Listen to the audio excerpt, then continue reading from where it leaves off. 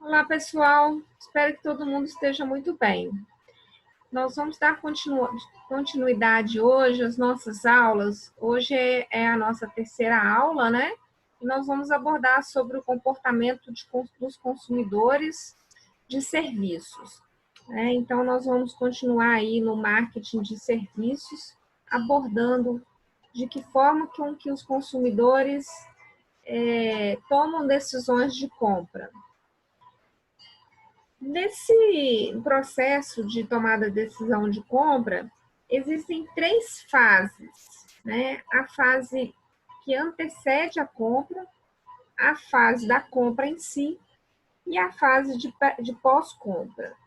Ou seja, a fase de pré-compra,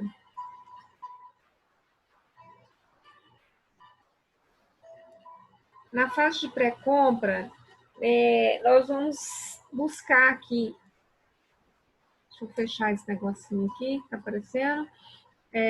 Nós vamos buscar, ao estudar essa fase de pré-compra, ver de que forma com que o consumidor ele busca, né, soluções para suas necessidades, né, quando ele está querendo comprar alguma coisa, um produto, um serviço, ele está buscando uma solução, né, a uma demanda.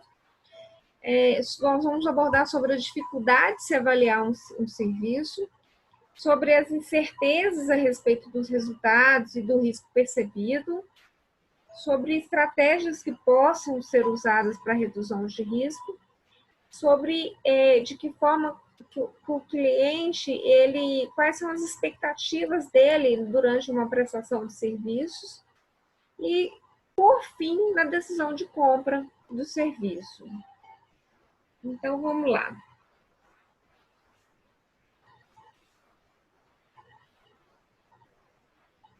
Ok?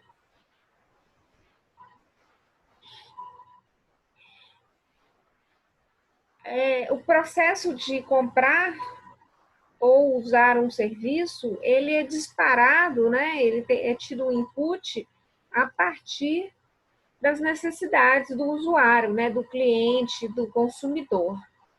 Nós, quando resolvemos que queremos comprar alguma coisa, normalmente parte de algum tipo de necessidade. Os gatilhos de necessidade pode ser um pensamento inconsciente, né, que está dentro da nossa personalidade, da nossa identidade, né, das nossas aspirações, das nossas vontades, das sensações físicas, né? Fome é um exemplo. A gente resolve sair para ir a um restaurante a partir do momento que a gente está com fome, né? E você quer comprar um sanduíche, você pede pelo delivery, ou seja, está dentro das suas necessidades.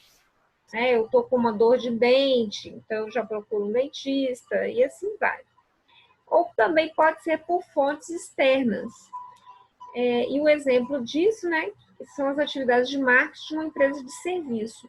Ou seja, são ações externas que nos motivam a comprar, né? Propagandas, estímulos externos que nos levam até esse processo de compra. Eu vou dar até um exemplo assim, muito simples, né? Que às vezes você está lá no telefone, dando uma olhadinha nas redes sociais, aí você bate o olho lá numa propaganda de um restaurante com aquela comida maravilhosa e tal, aí daqui a pouco você já fala assim, olha, vou querer, aí já pega o telefone, já liga e pede para o delivery. Outro, às vezes, né, mulher, né, que gosta muito de roupa, sapato, aí fica lá vendo aquelas roupas e tal, e daqui a pouco você já está lá querendo ir comprar. Ou seja, são as fontes externas que estão induzindo a esse tipo de processo. Bom, esse despertar da necessidade, ele leva a tentativas, né, de buscar soluções. E aí existem o que a gente chama de conjunto evocado, que é um conjunto de marcas conhecidas, né, que já são lembrados por nós como uma referência, tanto de produto como de serviço. Ou seja, são marcas que, vamos dar um exemplo assim muito, se eu for determinado médico, né? Eu já vou, ao invés de eu ir buscar um outro médico diferente, eu já vou naquele que é conhecido por mim. Eu preciso de um serviço na minha casa de conserto da parte elétrica ou conceito de um eletrodoméstico.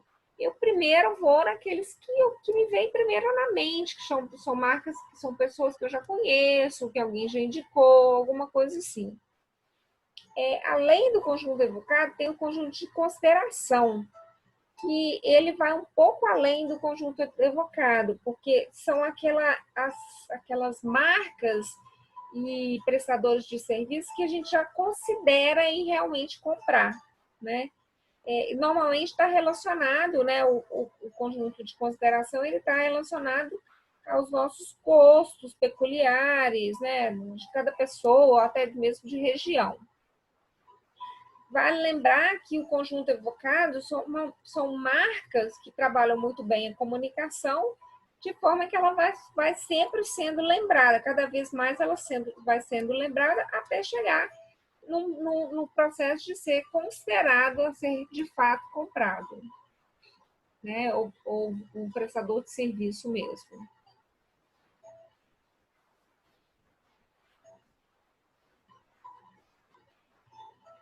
Bom, então, refere-se que alternativas, né, que precisam ser avaliadas para tomar uma decisão final, né?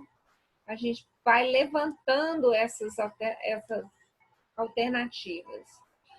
Para avaliar essas alternativas, existem três formas: os atributos de busca, de experiência e de credibilidade. Os atributos de busca, eles normalmente ajudam os clientes a avaliar a compra de um produto, né? Às vezes são coisas assim com características mais tangíveis mesmo. Estilo, cor, textura, são aspectos que possibilitam os consumidores de experimentarem, de degustar, né? Testar o produto antes da aquisição. Então, são atributos tangíveis, né? Pode acontecer também em serviços, o exemplo do restaurante, né? Você pode avaliar os atributos sem antes ir a um determinado restaurante, como o tipo de comida que é serviço, o local, se o ambiente, né, se é mais familiar ou não, o preço, né? Então, essas questões tangíveis desse local é que você normalmente vai fazer esse atributo de busca. Num caso de um hotel também, antes de você se hospedar, você pode visitar o quarto, olhar se a cama te atende, se o colchão está confortável, né? São atributos físicos que te levam, né, a colocar aquilo como uma alternativa. Já nos atributos de experiência, o consumidor ele não pode ser avaliado antes da compra. O consumidor ele não vai saber o quanto ele vai gostar de uma comida, de um serviço ou de uma atmosfera, de um local, até que ocorra de fato a experiência. Então, os clientes eles precisam experimentar o serviço antes de avaliar aspectos de confiabilidade, facilidade de uso, né? No mesmo caso do restaurante ou do hotel, você só vai saber realmente se você vai gostar das acomodações do hotel, né? Ou do espaço físico do restaurante, quando você de fato experimentar, né? Não tem como a gente, por mais que você veja aqueles atributos de busca e que você viu que é interessante, mas existem aspectos que só quando você experimenta, quando você vai lá, é que de fato você vai ver, né? Como que é.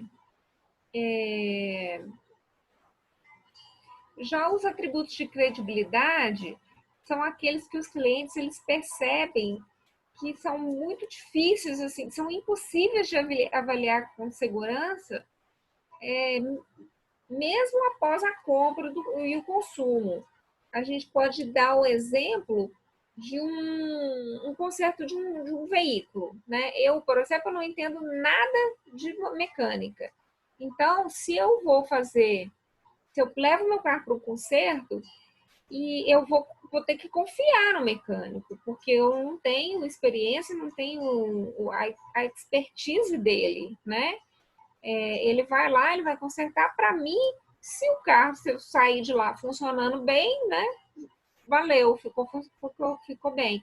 Mas não me resta outra alternativa a você confiar nele, né? Porque eu não tenho esse conhecimento.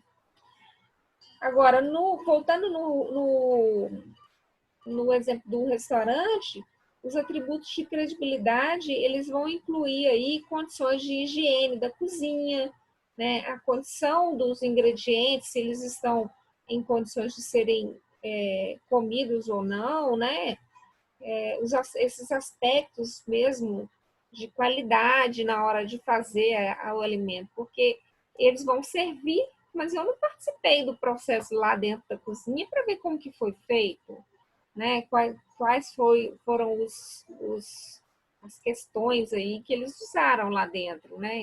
Ninguém faz isso, né? Mesmo que você vá lá e fale assim, posso ir aí, posso conhecer a sua cozinha e tudo, você vai lá, vai ver aqueles atributos de busca, mas você não está participando do processo de fabricação, né?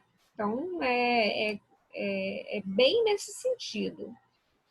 Ou seja, nesse atributo de credibilidade, só nos resta confiar nas habilidades do prestador de serviço, no profissionalismo dele, né? E existem alguns resultados que a qualidade ela só vai ser de fato identificada após anos, né? Às vezes, por exemplo, até na construção de uma casa, você contrata um pedreiro e ele vai vir fazer, só a partir de anos que você vai ver que aquilo não ficou bem feito, né? Quando você resolve, às vezes, fazer uma outra reforma, alguma coisa assim, aí você já vê, né? Até num curso universitário, né? De fato, você vai ver se você aprendeu, se foi de passado, se você absorveu o conhecimento, a partir de anos, na hora que você possa ir colocar ele em prática. Aí que você vai ver, aprendi ou não aprendi, né? Então, são bem os atributos de credibilidade bem nesse sentido. Aqui tem um gráfico que ele demonstra para a gente aqui os produtos que eles podem ser colocados entre fácil de avaliar e difícil. E vai depender aí dos atributos de busca, dos atributos de experiência, dos atributos de credibilidade. A maioria dos bens físicos, tangíveis, né, como as roupas, poltronas, os veículos, né, os alimentos, são fáceis de avaliar, porque ele está aqui com alto grau de atributos de busca e ele te permite, né, uma avaliação imediata. Já os atributos de experiências que a gente está relacionado, exemplificando aí como refeições em restaurantes, um fertilizante para grama, um corte de cabelo, né? Não tem como eu saber se o corte de cabelo vai ficar. Você pode ter uma ideia de que o corte de cabelo vai ficar bom, né? Você sabe que o profissional é um profissional bom e tal, não sei o quê, mas de fato você só vai saber se ficou bom depois que terminou, né? Aí só ficou legal. Não ficou legal. Então, às vezes eu lembro até uma colega minha que é cabeleireira. Aí ela fala lá, às vezes a pessoa chega com uma foto de uma atriz e fala assim, eu quero meu cabelo igual dessa atriz aqui. Tá, posso até tentar fazer igual. Só que se o seu cabelo tem o mesmo caimento, se o cabelo tem a mesma textura, não sei o que lá, aqueles fatores assim específicos, só depois de pronto que tem jeito de saber se vai ficar igual mesmo ou bem parecido, né? Entretenimento, shows, né? Você precisa ir lá, você precisa vivenciar para poder saber se é fácil, não é isso que eu quis dizer, se é bom ou não. Então, os atributos de experiência, ele está no meio dessa facilidade de avaliar e dificuldade. Ele não é tão fácil, mas ele também não é absurdamente difícil de avaliar, como no caso do conserto do computador, no caso do conserto do carro, que eu já dei, no caso da educação, dos cursos, serviços jurídicos, né? Eu entro com uma ação na justiça, eu só vou saber de fato se o advogado fez um serviço bem feito depois que a causa finalizou, né? Se deu certo ou se não deu certo. Uma cirurgia complexa, a mesma coisa, né? Só depois de passar pelo processo é que nós vamos de fato saber se sim. Agora, ao discutir esses três atributos, nós temos que prestar bastante atenção para não generalizar demais, porque existem outros fatores que podem ser relevantes na hora dessa avaliação, como a capacidade do consumidor experiente, né? Um consumidor que já passou por aquilo, ele já tem uma experiência anterior, e como aquele do usuário que ele nunca passou por aquele, ele é inexperiente, né? Então cada um vai avaliar de uma forma diferente. Predisposição do risco para um e para outro pode ser diferente. A pessoa pode aceitar mais a possibilidade de correr um risco e outras aceitar menos. Então são coisas que têm que ser avaliadas com cautela.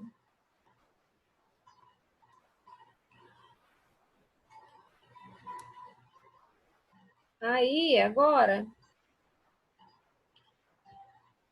levando nessa linha aí dos riscos, né? Ao avaliar os serviços, os consumidores eles tentam avaliar o desempenho de cada serviço por base daqueles atributos que a gente acabou de falar. Aqueles que são importantes para ele e escolhe o serviço que eles esperam da melhor maneira que atenda às suas necessidades. Mas, de modo geral, a gente, quando vai tomar uma decisão de compra, de consumo, a gente evita quando a gente percebe que o risco é alto, né? Então, primeiro, a gente busca informações que permitam a gente conhecer e avaliar as melhores opções, de forma que reduza o risco o máximo possível, né? Esse risco percebido. O risco percebido ele é mais relevante em serviços que são mais difíceis de avaliar antes da compra e do consumo. E é muito difícil, às vezes, que o usuário de primeira viagem, primeira vez que vai fazer determinada coisa, vai usufruir de determinado serviço, ele vai enfrentar uma maior incerteza, né? Vale a gente pensar, né, quando a gente resolve tomar uma decisão de um serviço que a gente nunca fez. Vamos dar um exemplo aí hoje está muito na moda, né? Serviços, procedimentos estéticos, né?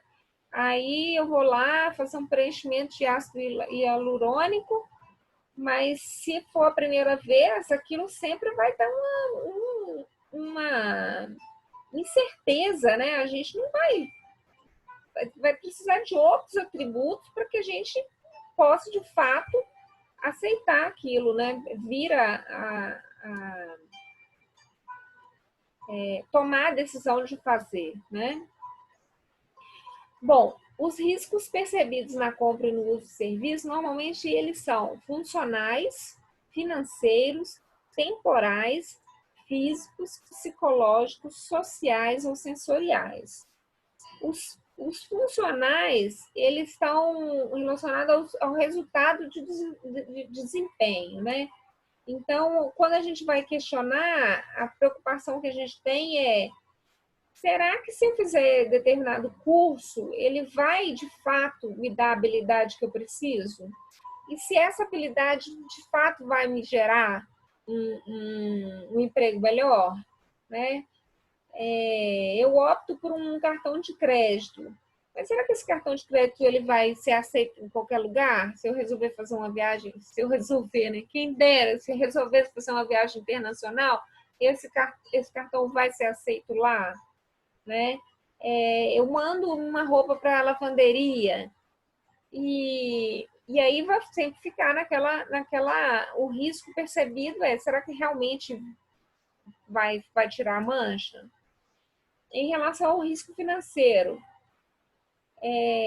se eu vou fazer um determinado investimento num banco, recomendado para o meu gerente, será que isso realmente eu vou perder dinheiro? Se eu vou ganhar dinheiro? Será que vai dar certo? Né?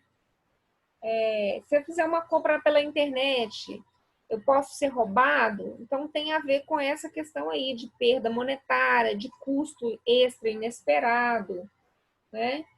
Eu vou conseguir, nesse caso do risco inesperado, entra aquele exemplo do carro. Eu vou levar o carro para consertar e o conserto pode ficar muito mais caro do que eu imaginava. Temporal. É, eu vou ter que esperar muito tempo na fila para poder usufruir de determinado serviço, por um parque de diversões. Outro dia eu estava vendo até um pessoal falando lá da Disney, né? Que lá, vai na Disney, eu nunca fui na Disney, mas que lá tem filas enormes para você participar para você usufruir lá dos brinquedos. Só que eles têm uma expertise tão grande, né, que eles já durante a fila tem várias atrações para que as pessoas não se cansem de ficar na fila, né? Porque senão fica essa sensação aí, né, de tempo desperdiçado, e os atrasos eles podem gerar problemas, né? E em outras situações, né? Eu vou, por exemplo, num restaurante, aí a comida demora demais a ser servida, eu tenho um compromisso, ou seja, isso é um risco que a gente vai sempre estar pensando, né? Que mais?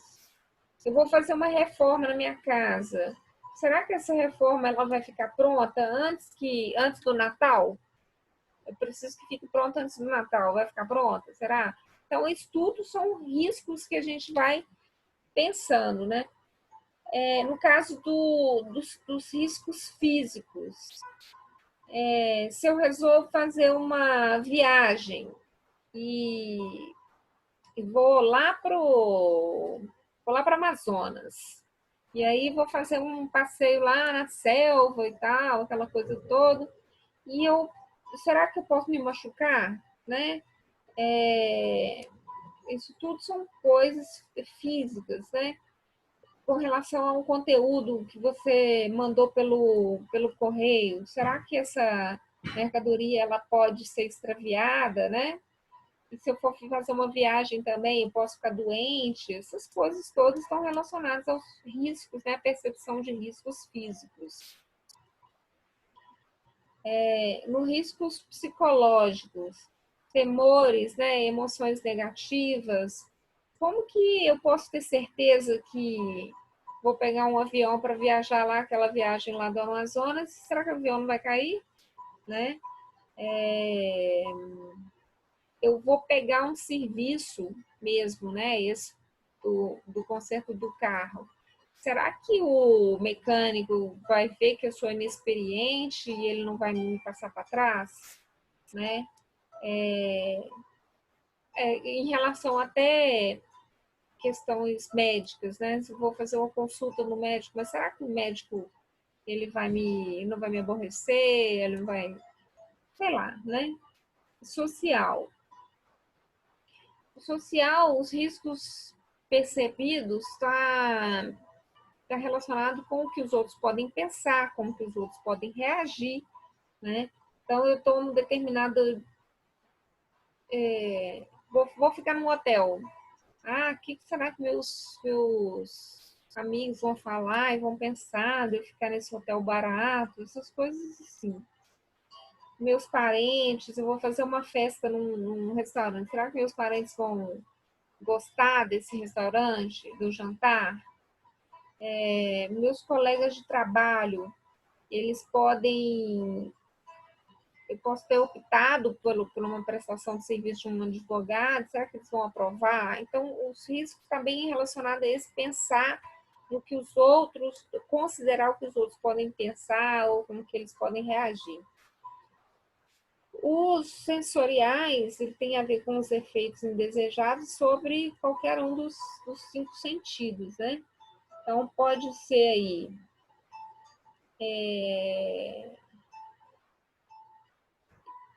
eu fico num restaurante, não fico num hotel.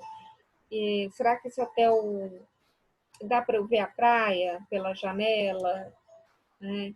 A cama do hotel é desconfortável, barulho de hóspede do lado vai me deixar dormir, o quarto tem cheio de cigarro, são coisas que incomodam, né? O café da manhã bom ou ruim. Então, isso está relacionado aos riscos percebidos na decisão de compra, na hora da decisão de compra ou do uso de determinados serviços. Aqui agora,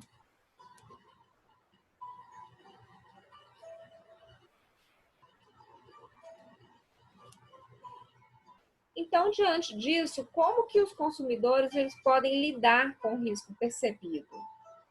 É comum, né, que as pessoas não se sintam bem diante desses riscos e vão tomar algumas ações que podem ser buscar informação em fontes pessoais, né, que a gente respeita, né, pedir indicação para os amigos, pedir indicação para alguém que a gente conhece que já fez aquele tipo de serviço. Então, a gente vai usar os meios os meios pessoais para que a gente se apoie na hora dessas escolhas, né? A gente também pode, enquanto consumidor, comparar a oferta de serviço e buscar avaliações de classificações independentes por meio da internet. Hoje, né, a gente tem vários recursos na internet que nos permitem fazer esse tipo de avaliação, né, comparar um produto com outro. Também tem lá sites como o Reclame Aqui, que a gente pode ver se existe alguma reclamação. No próprio Google, né, você vê lá quantas estrelas que a pessoa, o prestador de serviço tem, e aí aquilo ali te dá uma base para você saber. Normalmente as pessoas vão lá e leem os como é que fala? Os comentários, né? Para ver o que as pessoas estão falando, né? Então, é muito comum a gente utilizar isso. Dentro dessa busca de informação de fontes pessoais respeitadas, também pode entrar até as que não são pessoais, como os próprios artistas, né? Às vezes essa pessoa é uma pessoa de referência e você vai e toma por base aquela experiência do outro, né? Outra questão, né, confiar em uma empresa de boa reputação. A gente já falou aí das estrelinhas lá do Google, né?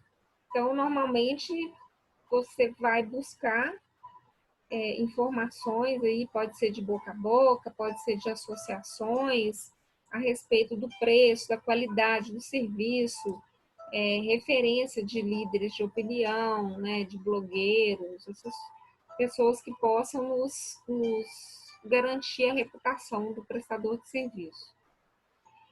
E nisso aí entra também a questão de procurar garantias e seguros, né? Podem ser garantias financeiras, materiais, e as garantias, elas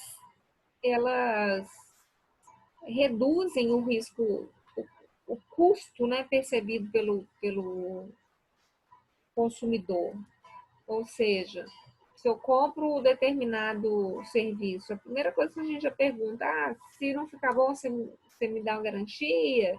Tudo isso aí é uma forma de diminuir o risco percebido na hora da decisão.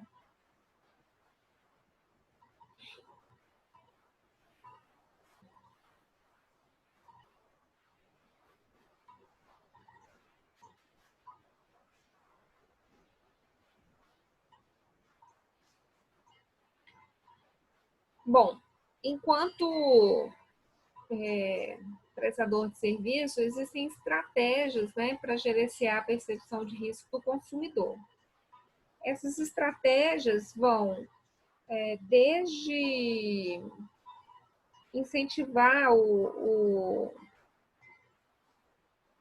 usuário, né, o consumidor, a fazer um teste gratuito, né, fazer, no caso da educação, né, fazer aulas experimentais. Eu posso resolver ir numa academia e a academia me deixa fazer uma aula experimental para ver se eu vou gostar, se eu vou gostar do ambiente, se eu vou gostar do personal, essas coisas assim. A propaganda, né? A propaganda também ajuda essa forma de visualização. Apresentar credenciais, as credenciais no caso até de um médico, né? Você chega lá no médico, está cheio de certificados, cursos que as pessoas no caso fizeram. No caso do professor, né, do educador, normalmente eles, na hora que se apresenta, fala quais cursos que foram feitos, é formado, né, pós-graduado, participou de tal e tal projeto, isso tudo são estratégias que diminuem a percepção de risco do consumidor. Gerenciar a percepção do ambiente, né, os móveis, equipamentos, do jeito que possa um método organizado, no qual os consumidores são apresentados evidências coerentes da imagem da empresa e do ambiente físico, né? Tem uma correlação aí entre a prestação do serviço e o ambiente. O oferecimento de garantias, né? Enquanto a pessoa tem a garantia, ela tem essa percepção de que se ela optar por aquilo ali, ela tem a garantia de que vai ser solucionado, né? O problema depois. Incentivar visitas nas instalações de serviços, né? No caso esse do exemplo que eu dei da academia, né? É uma forma, a pessoa pode ir antes, conhecer e tudo, um hotel também, às vezes a pessoa quer ir lá e conhecer antes. Já vi também casos, né, de casamento, né? Que antes de contratar o buffet, eles fazem uma degustação para mostrar como que vai ser, quais são os produtos que vão ser servidos e fazer toda essa escolha. Proporcionar informação online sobre o pedido, isso aí tem muito a ver, igual quando a gente vai pedir lá pelo iFood. Aí você acompanha pelo aplicativo, está chegando ou não, se tá, aí tem lá, né? Está sendo preparado, daqui a pouco aí já foi coletado, e você já começa a ver o motoqueiro lá pelo mapinha, onde está chegando e tudo. Isso aí são formas de, de acalmar o consumidor, né? O seu pedido está chegando, tal. Aí você vai recebendo notificações. Ou seja, são mecanismos que reduzem esse risco aí do consumidor.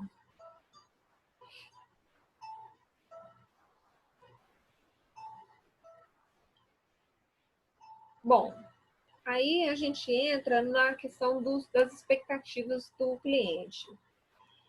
O cliente, ele tem quatro níveis, né?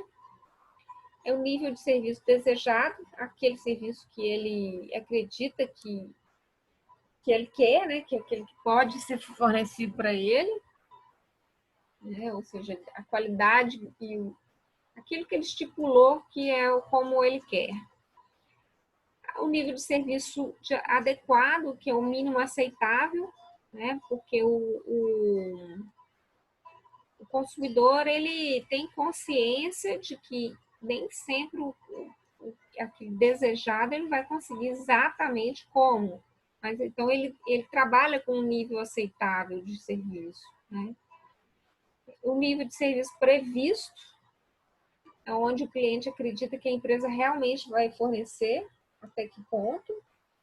E a zona de tolerância, que seria um intervalo aceitável entre o fornecimento ou não.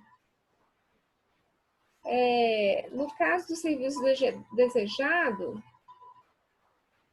é o serviço que o cliente acredita que ele pode receber se tudo ocorrer na forma adequada. Mas como a gente disse, né, os clientes em geral eles são realistas, né? Eles entendem que as empresas podem não entregar exatamente o serviço desejado.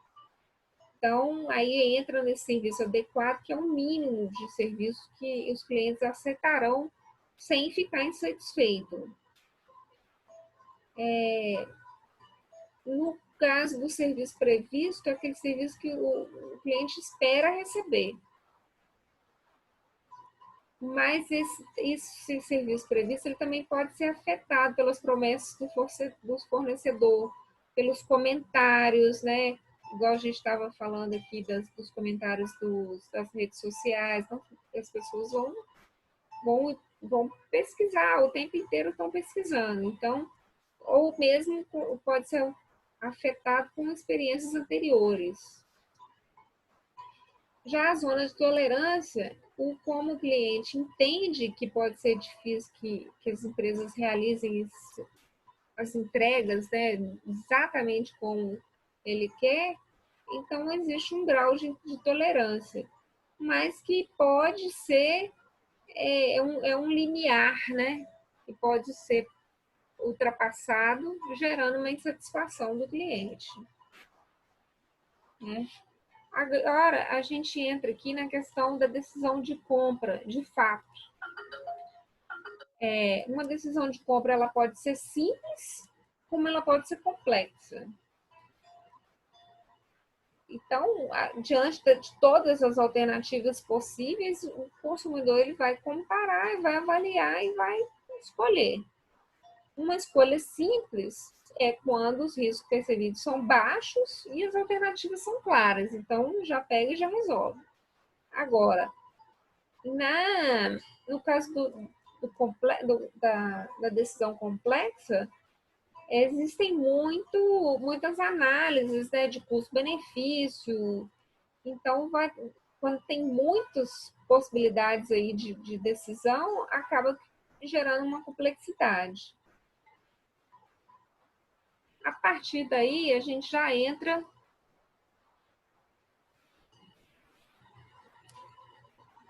para a fase de encontro do serviço.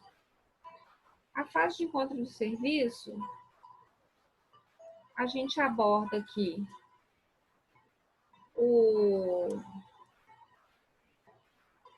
que os encontros de serviço eles variam de alto a baixo contato, compreender o sistema de serviço e o teatro como uma metáfora de entrega de serviço. A gente viu nas aulas anteriores que o encontro de serviço ele nem sempre acontece simultaneamente, né? Existem aqueles que são, em geral, eles acontecem simultaneamente quando está relacionado a, a, me deu um branco aqui agora. Vamos passar, depois eu vou lembrar.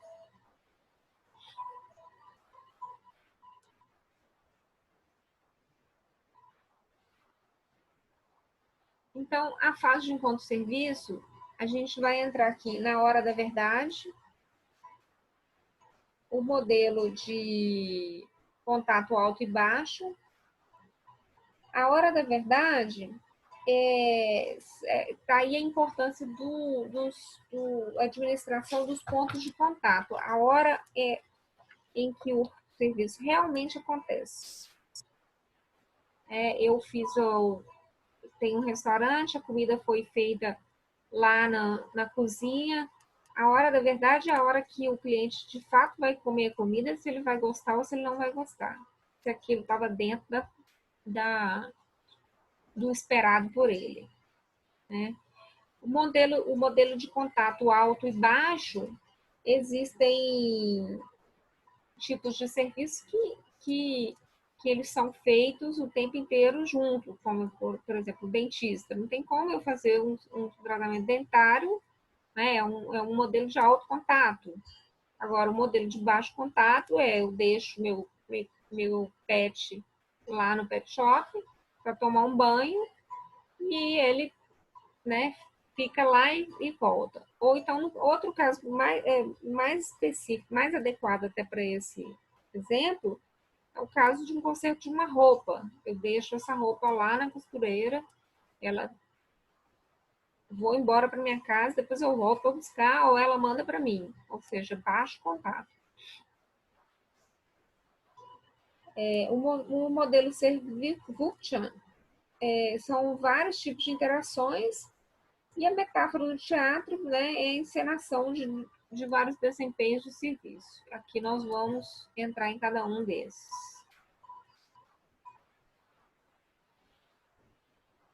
Bom, aqui são exemplos de encontros de serviços de alto contato, né? Podem ser clínica de repouso, corte de cabelo, um restaurante, uma viagem aérea, né? Aí entra outros aqui, ó, que já tem os fativos os encontros com o pessoal do serviço. Agora, aqui de baixo contato, já existe interação por meio de substitutos de interação, que possa ser pela internet, né, que possa ser pelo telefone, né, conserto pelo correio, ou seja, de baixo contato. Está sendo utilizado aqui os substitutos de interação. Né? Esses aqui no meio são os que estão entre um e outro. Uma lavagem a seco, eu vou lá, deixo a minha roupa para ser lavada, ou seja, tem aquele momento do contato, pequeno, mas depois eu vou embora, eu não fico lá. Né? Não é feito, o processo não é feito na pessoa. Aqui não, aqui tem que ter é o de alto contato, né? No caso do corte de cabelo, na presença do hotel, né? Uma viagem aérea, você precisa estar lá. Então, existem esses 3 níveis de contato do cliente.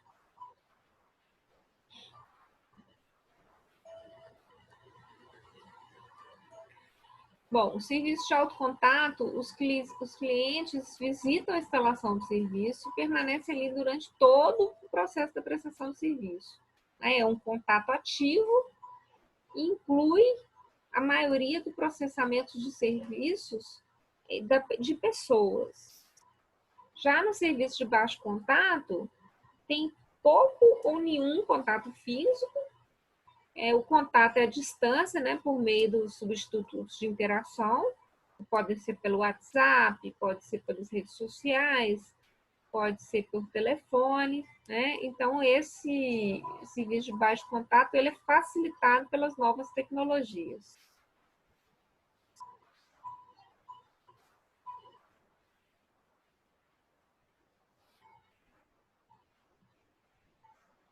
Serviction é um cenário visível e o bastidor invisível. Então, ou seja, você tem uma parte da operação do seu serviço, como no exemplo que eu dei do restaurante, né? O que o consumidor vê é o que está ali no salão, né? O atendimento do garçom, né? o atendimento no caixa, na hora de fazer o pagamento, e o bastidor é o que está invisível, é lá na cozinha, onde a comida é feita, onde a cerveja e as bebidas estão sendo armazenadas e geladas. Então, nas operações de serviço, tem um núcleo técnico que é responsável pelo processamento dos insumos e dos elementos do serviço, onde os serviços são de fato criados. Tem o pessoal de contato, né? Nesse caso aí, como eu dei do restaurante, o garçom é o pessoal de contato, e tem o ambiente inanimado, é o ambiente onde ocorre a prestação de serviço. A entrega de serviço é onde a montagem final dos elementos ocorre e o serviço de fato é entregue. Aí, nesse momento da entrega de serviço, tem as interações com o cliente, que pode ser pessoalmente, né? Pode ser pelo sistema operacional ou então contato com outros clientes também. Numa sala de espera de um atendimento médico, por exemplo, tem interação com outros clientes.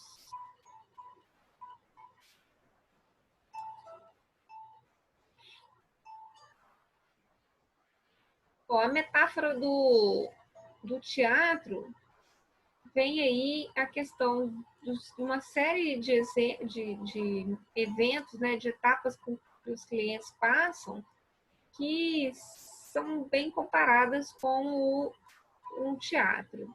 As instalações de serviço é o palco, né, onde, onde de fato ocorre o serviço, e o cenário ele pode mudar de um ato a outro. Em cada etapa, esse cenário pode modificar.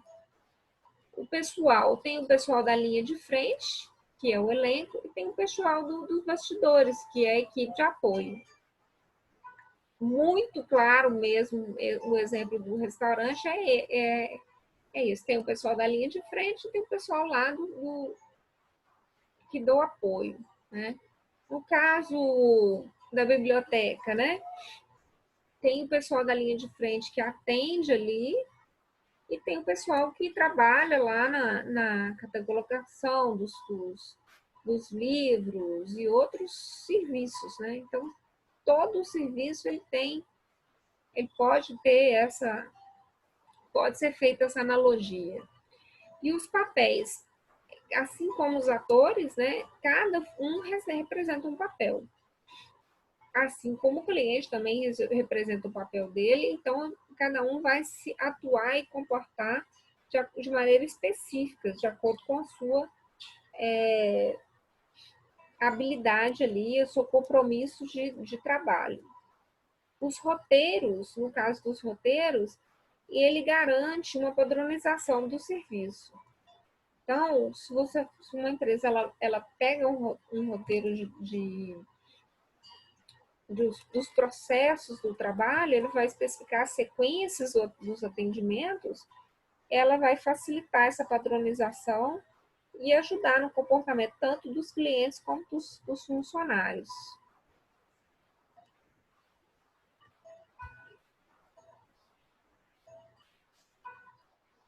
Bom, aí as implicações da participação do cliente na entrega do serviço. Quanto maior a interação com o cliente, maior a necessidade de informação e treinamento por parte do funcionário.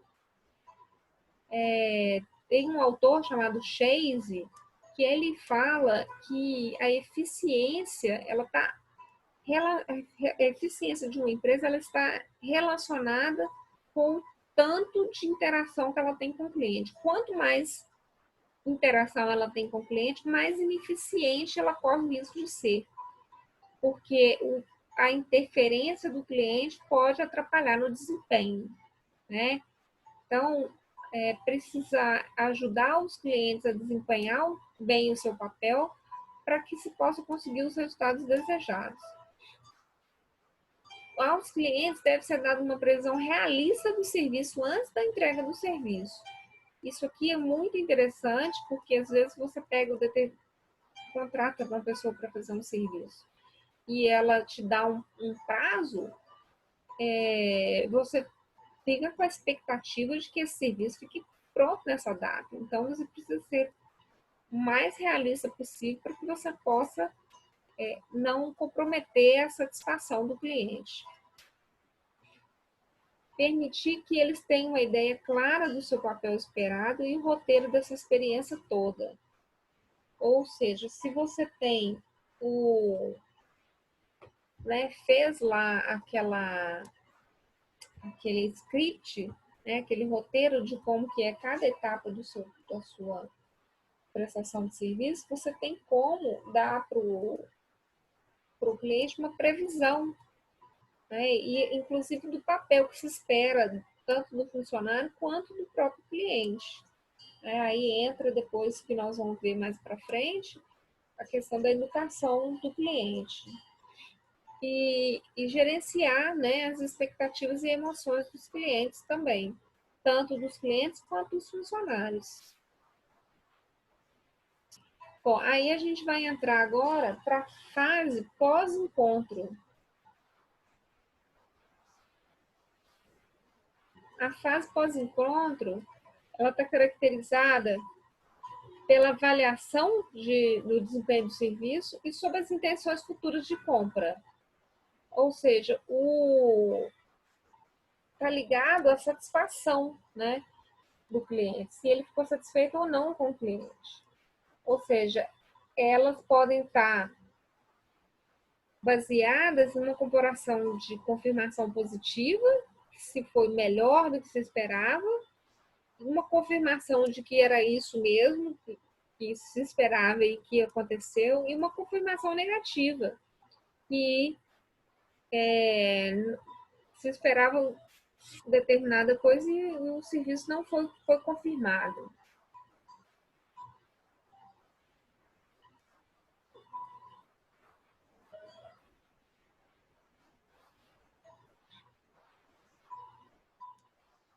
Bom, aí vem para uma questão aí do encantamento do cliente, indo além da satisfação. Dentro daqueles 3 níveis anteriores ali, se o cliente ele espera determinada coisa e aquilo foi além do que ele esperava, gera um encantamento dele.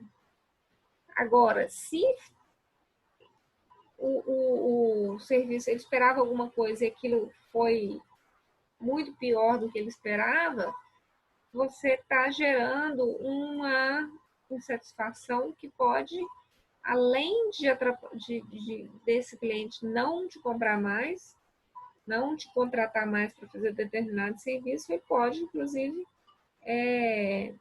falar mal do seu serviço. Então, existem níveis inesperadamente altos de desempenho, estímulo, por exemplo, surpresa e entusiasmo, os sentimentos positivo, de prazer, alegria ou felicidade, ou seja,